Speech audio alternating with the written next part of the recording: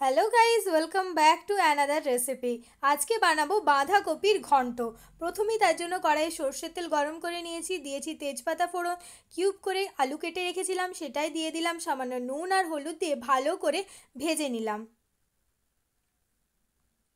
ভাজা হয়ে গেছে, এরপর একটা মশলার পেস্ট দেবো যেটাতে আমি আদা, একটা গোটা টমেটো, জিরে আর দুটো শুকনো লঙ্কা দিয়ে পেস্টটা রেডি করে রেখেছিলাম। ভালো করে মশলাটা কিন্তু কষিয়ে নিতে হবে যাতে কাঁচা গন্ধটা চলে যায়। এরপর 150 গ্রাম মতো মটরশুঁটি আমি ছাড়িয়ে রেখেছিলাম, সেটাই মশলায় দিয়ে ভালো করে আবারও কষিয়ে নিলাম। কিছুক্ষণ ঢেকে রেখেছিলাম যাতে কিছুটা পরিমাণে মটরশুঁটি সেদ্ধ হয়ে যায়। বাকিটা তো রান্না হওয়ার সাথে সাথে হয়েই যাবে। এরপর দিলাম এভারেস্টের কিচেন কিং মশলা, যেটা রান্নায় স্বাদ কিন্তু বাড়িয়ে দেয় দ্বিগুণ। এরপর দেব 2 চামচ মতো চিনি। চিনিটা অপশনাল, তোমরা চাইলে দিতে পারো, না হলে না।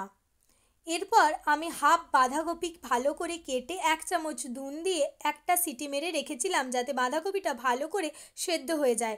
তারপর মশলার সাথে ভালো করে কষিয়ে নিতে হবে বাঁধাকপিটাকে।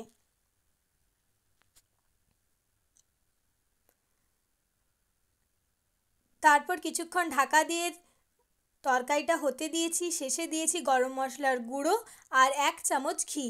এটা যেহেতু নিরামিষ রান্না, তাই নিরামিষ রান্নায় গরম মশলার গুঁড়ো আর ঘি তো মাস্ট। দেখো কি সুন্দর মাখো মাখো হয়ে এসেছে আমাদের তরকারি। আবারও কিছুক্ষণ ঢেকে দেব।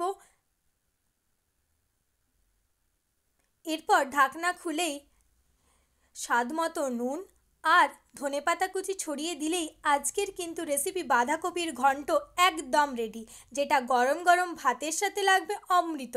তোমরাও অবশ্যই বাড়িতে বানিয়ে আমায় কমেন্ট বক্সে লিখে জানিও তোমাদের কেমন লাগলো। আর যারা এখনও আমার ইউটিউব চ্যানেল সাবস্ক্রাইব করনি, যাও সাবস্ক্রাইব বাটনটা ক্লিক করে এসো। আর লাইক শেয়ার কমেন্ট করতে কিন্তু ভুলবে না। Thank you for watching guys.